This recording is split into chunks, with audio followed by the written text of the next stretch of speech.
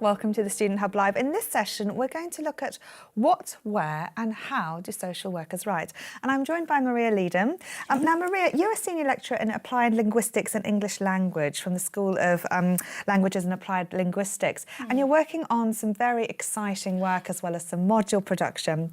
You'll see on the screen that there are two widgets, and we'd like to know how much time you're spending writing or recording things in your working week. Now, we realise that not everyone might work, so in your sort of non-study time, I guess, how much time are you spending writing down? Select one of the answers that apply to you.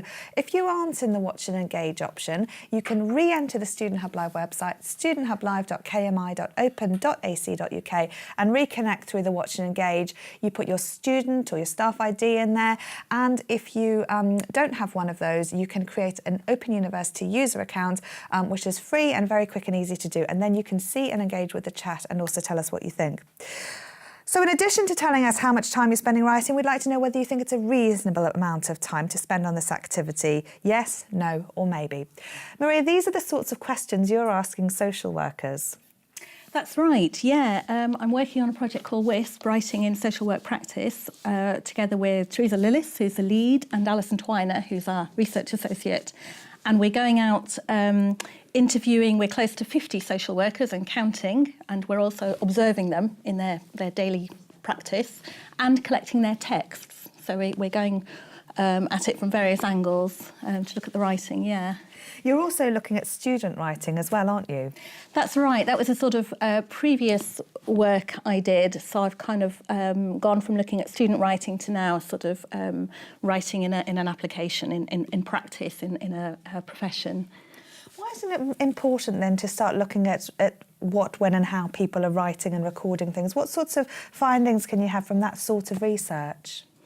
I think writing, it can be a bit of a black box. You know, we think we know how to do it, and you've really got to think in a student context about what discipline you're in, about what genre, what kind of writing it is. Is it a report, an essay, reflective writing? And it can be very different. And especially writing for assessment, I mean, it's the main means of assessment, so it's hugely important. We're judged on it. That's where the marks come from. There might be a little oral component, but predominantly it's the writing that we're judged on. So it's hugely important to be clear on what you're meant to produce, what it's going to look like, what the layout might be. So you've got two sort of sides to some of the work that you're doing then. Could you start by talking to us about the research that you've been doing about Chinese and British students and, Sure. and the undergraduate writing that they've done across a range of subjects at UK universities? Sure. I based my research, I used a corpus, which is a large collection of texts, basically, a collection of assignments in this case. I used the BAWE corpus, BAWE, British Academic Written English, which is predominantly British students writing, and then the next group, the next large category, are Chinese students, which are why I chose that group. And I compared the two sets of writing, and I also interviewed students and lecturers to look at what they liked about the writing, what they expected from writing. But in text terms, you can analyse the writing using computer software and find out kind of frequencies of words and phrases and look at them throughout the writing. And I looked at different disciplines as well, particularly biology, engineering and economics, mainly because lots of Chinese students do those disciplines. So were you comparing then the sorts of things that people were writing dependent on their whether they were UK-based or Chinese? Yes, well, they were all undergraduate students here at UK universities writing in English. My Chinese would not be up to. No, I was going to say, because there are amazing things that go on in the Department of Languages over here at the Open University. I did do yes. the beginner Chinese module, but you know, that's as far as I got with it. But yeah, I compared students in the same discipline doing the same genres or types of writing, like a report or a lab report or a reflective piece, and looked at how they went about it differently. And both groups were doing really well. They were all getting a first or 2-1, so it's all good quality. The lecturers liked it. And if they were doing anything differently, you know, what was that and why was it? And I found things like Chinese students use more visuals in their writing, which I thought was really interesting because obviously What do you mean by visuals? Visuals, things like images or figures or tables, graphic things, not just connected So words. not metaphors, but actually structuring the writing in a different format than... Yes, that's right. So biology is quite a visual discipline anyway, but where maybe a British student might describe an organism, the Chinese student would be more likely to put a picture in and label it. Right. I think that's interesting because the lecturers liked both ways. Both were acceptable, and sometimes actually, especially in biology, they preferred the visual. So why did it matter then what students were doing? If they were getting good grades, the lecturers liked these things, and you found these differences in terms of how they were presenting information and data. Why did it matter? I think it's interesting because as a student, it shows you can do things in a different way. There isn't just one acceptable way, and you can maybe play to your strengths. And if you know that you're better at putting information in a table, in table format, here are my results, and then a little bit of talk about it, rather than describe everything in words, you can do that, and that's equally acceptable. Now, you mentioned that these students were all getting good grades, but I can tell you right now, if any of my students writing an essay start using bullet points and tables and lists, I get very cross because that's not part of the structure. So how important is it then to sort of bear in mind the conventions of some of these subject areas in terms of what you're being expected to deliver, and also how students were doing these? Were these very fluid projects, or did they have the scope to expand beyond? They were all undergraduate writing, and particularly in applied disciplines, and I think it matters hugely what discipline it is and what text type or genre, what kind of writing it is. So as you say, if the tutors ask for an essay, they expect maybe a standard essay with a title and then connected words and not a picture plonked in there. I think if in doubt, you need to ask your tutor and kind of almost try to push, what is acceptable? Is it okay to use subheadings in this report, or should it not have subheadings? Is it okay if I put the results in a table, or is it better to describe them? And if there are exemplars, that's always good, sort of example pieces of writing, and then not to use as a model, but maybe to think, oh yeah, I can do that. And I think if in doubt, it's always important to ask, because it does depend on what you're writing. No, absolutely. But very interesting that there are these differences and different ways of communicating and expressing things. So then this idea about, people writing an assessment and things is interesting because you're getting different methods to communicate.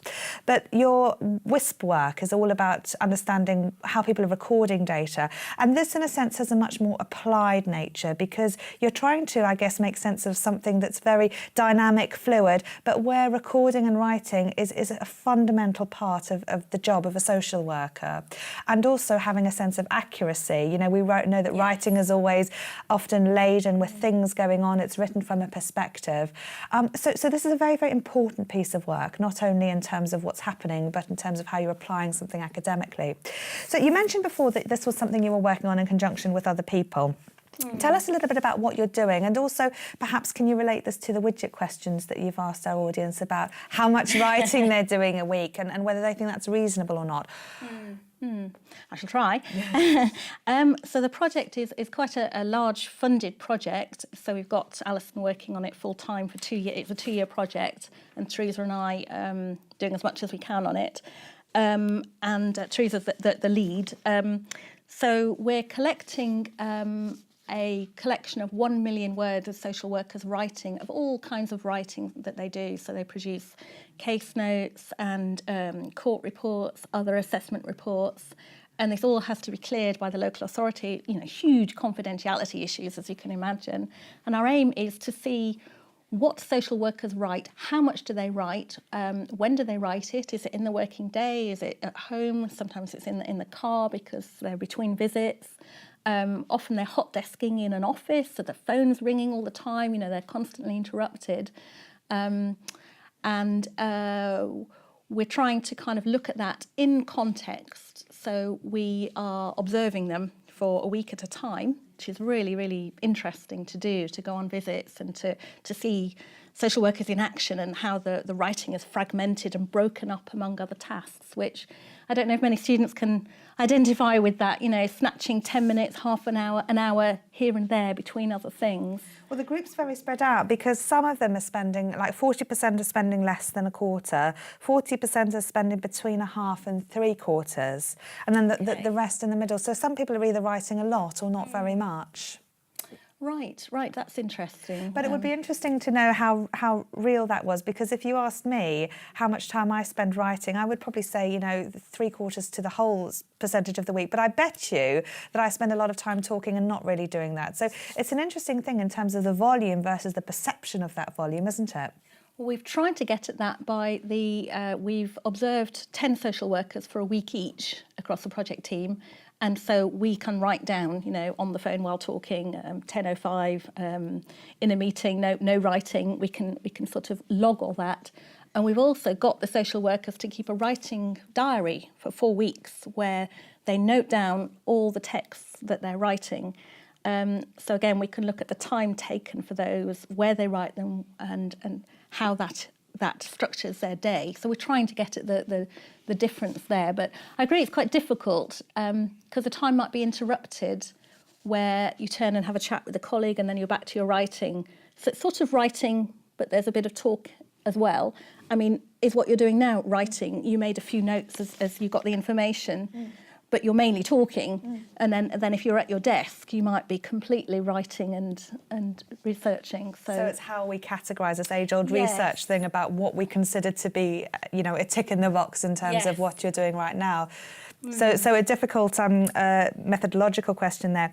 We asked people whether they think that the time they spend writing is reasonable. And I'd like to talk about that with you in just a minute, because you've mentioned that social workers are writing various different things. And I guess the question I would ask then is, why does this matter, what they're writing and when they're writing it? And I'm guessing you're trying to find out some way of making the process easier, more reliable, or better for them in terms of the applied nature of your research. Do social workers, let's see what our audience say actually in terms of how reasonable they think the amount of time they spend writing is. Most of them say maybe, so we're not quite sure. 58% are saying maybe it's reasonable. Okay.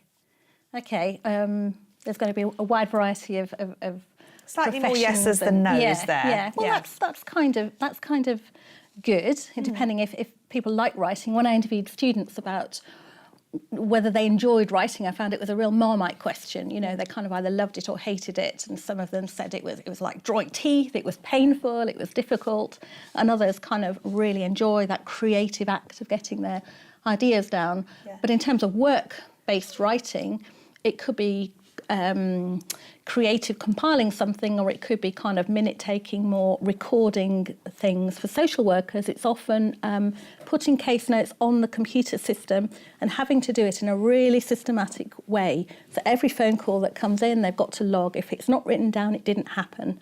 I actually saw that on a piece of paper in a local authority, a little mantra, kind of, if it's not written down, it didn't happen. It's got to sort of be recorded. And I've got a little cartoon here that the cartoonist Harry Venning drew for us. This is showing the age-old emphasis on writing. I'm not sure social work as a profession goes quite back to Shakespeare times, but the next one, I love this one. He's got the beast of the computer software that social workers have to feed. They've constantly got to write their case notes into the computer system and keep feeding the beast, which I think sums it up for a lot of social workers, that it's a tough old job in terms of constantly recording everything. And we're trying to get at that. The last cartoon, this is a kind of idealistic view of our research, I think, that the cartoonist drew. This is meant to be the researcher, and here we've got a queue of social workers waiting to be interviewed.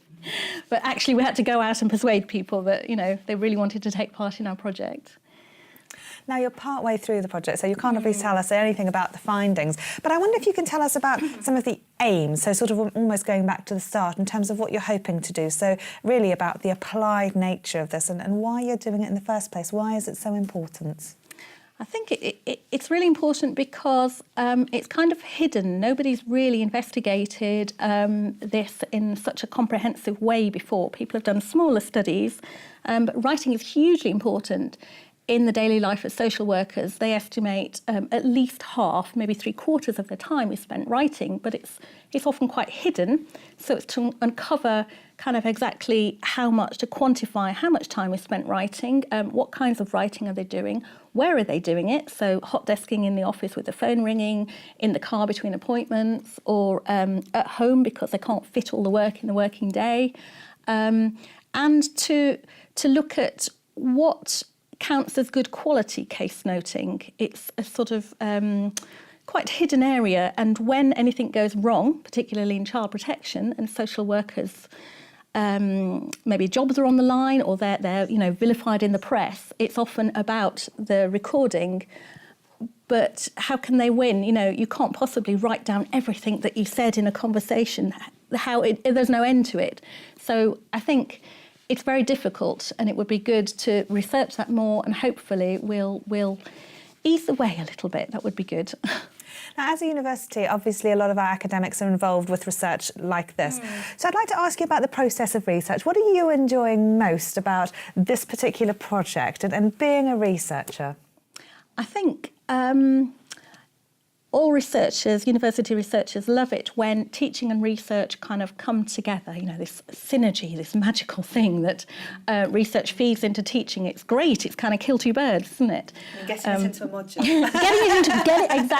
Getting it into a module. And I work on a module called Exploring English Grammar, which we've got lots of sort of applications of language analysis. So this is one kind of application. Others might be translating, teaching, interpreting, and it's showing that what you do in studying can have a real world application, can be important in the world and have an impact on people's lives, hopefully. So that's really why we do it, to feed into each other, I think, yeah. And has it been difficult? You're working with a lot of agencies, I assume, in terms of this research. And, I guess a bit like this cartoon, it may not be going completely according to plan. What are some of the challenges that you've come up against, maybe in this project or even in any other research you've been doing recently? I think that a really big challenge is getting people to take part. Yeah. And especially in social work, it's for obvious reasons quite sensitive data about people's lives. So we're not just allowed access to the texts, we've got to be cleared, and we've got to apply to local authorities, tell them in pages and pages of sort of here's what we're planning to do and why we're doing it, convince them. And then we've got to convince individual social workers who are really, really hard pressed for time that it's worth taking time out to take part in our project. So it's the constant, I suppose it's not my favourite bit of the job, kind of persuading people that they do want to talk to you. Yeah. Especially when they're so busy, writing or not writing, as the case may be. So part of the challenge, I guess, is finding these participants. And you mentioned before about the sort of method that you're using, I guess, participant observation. So you're having to fill in, reports and get clearances for certain things. But also, I guess when you're observing whether people are writing, whether that meets your category of writing or not, you're getting a certain level of information. So can you tell us a bit about why you chose that in terms of meeting the needs of this particular research project? Why was this a good method to go around following these social workers and see what they're doing as well as talking to them? Because we're trying to get at the social practices around writing. And I mean, as you pointed out, what you think you're doing might not be the same as what you are in fact doing. So by observing a social worker kind of 9 to 5, whatever their working hours are, over a Monday to Friday week, we're trying to pin down how much time they're spending in meetings. Are they writing in them, those meetings? How does one text change into another text type? Are they writing in a kind of fragmented way because people are constantly interrupting them and then they have to take the work home? So where does writing fit within the working day? And then alongside that, we're interviewing them, getting their perspective, and alongside that, we're building the corpus or collection of texts which we can analyse using computer software and find out what different types of text are like. What is case note writing like? What are court report writing? What are they like? And I think all these things together will build a picture of social worker writing.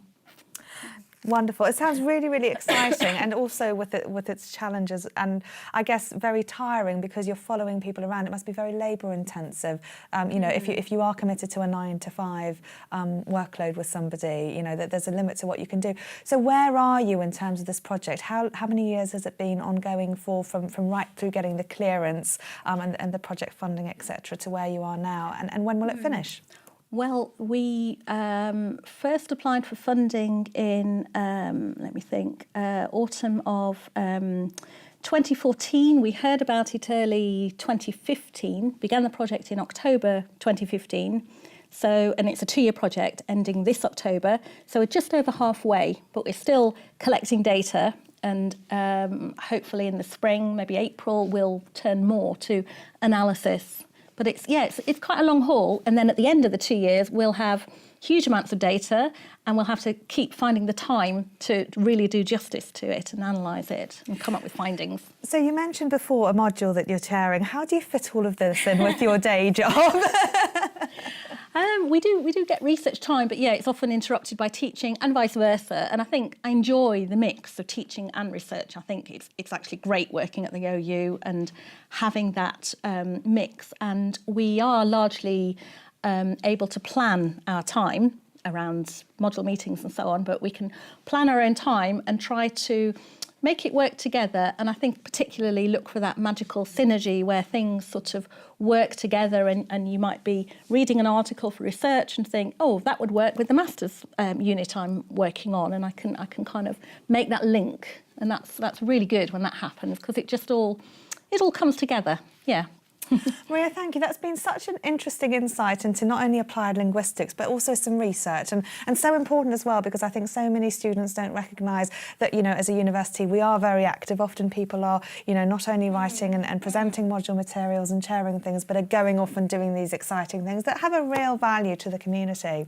So thank you for coming along today to talk about that. Well, we're going to have a little break in terms of our live time now. Jordan, I hear you would like more widgets. Well, we'll do our best to think of those. In fact, I tell you what, I have loads coming up at 6 o'clock.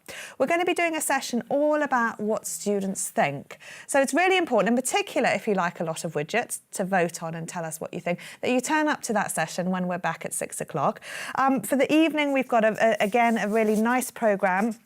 Of both study skills sessions as well as some great discussions.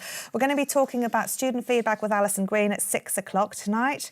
And then we're going to talk to Paul-Francois Tremlett about religion and politics. He's fascinating, so do tune in for that. We've then got a tutor Q&A with John Quill-Lowe. So anything we haven't covered from Georgina's session earlier, or anything you'd like to know about the tutor relationship, that is your time to ask. But we also have a list of common questions. We're going to end, because it wouldn't be a Student Hub Live without some live science, with Nick Turner, who's going to be showing us about radiant heat infrared. So we're going to be taking a look at that again later tonight at 7:30. So do join us then. What we're going to do now, though, is we're going to break the live stream, and that means that you at home are going to have to refresh your button to see the replays that we're going to show. We're going to be talking about assessment, again, a hot topic. And don't forget that if you've missed anything from this morning, you can catch up. One thing I'd like to ask, though, we're going to try and get some selections of our favourite quotes about why you like the Student Hub Live. So if you can, put something in the chat about why you like the Student Hub. We're going to give away a prize and send it to you in the post for the best quote that we can get from you. So let us know why you like the Student Hub Live. If you'd like something a little bit more formal, there's a small feedback form on the website that you can connect with. That'll take about 5 minutes tops. So you can tell us your thoughts there. And don't forget that if you are new and you haven't joined our email list, there's a Count Me In button on the website, and we'll tell you when more of the stuff is going to happen. But for now, I'm going to have a break, and I'll be back live at 6 o'clock. And I hope you'll be able to join us then. HJ and Ivan, would you like to say goodbye? And is there anything that remains outstanding until then? No, all good. I think we've had a nice chat, though, about academic writing and what we like in our different strategies, which has been very nice. And we posted the links to the WISP project in there as well for everyone to look at. But yeah, we'll see you after the break. Perfect. Thank you both very much. And thank you, Sophie, also. We'll see you very soon. Bye for now.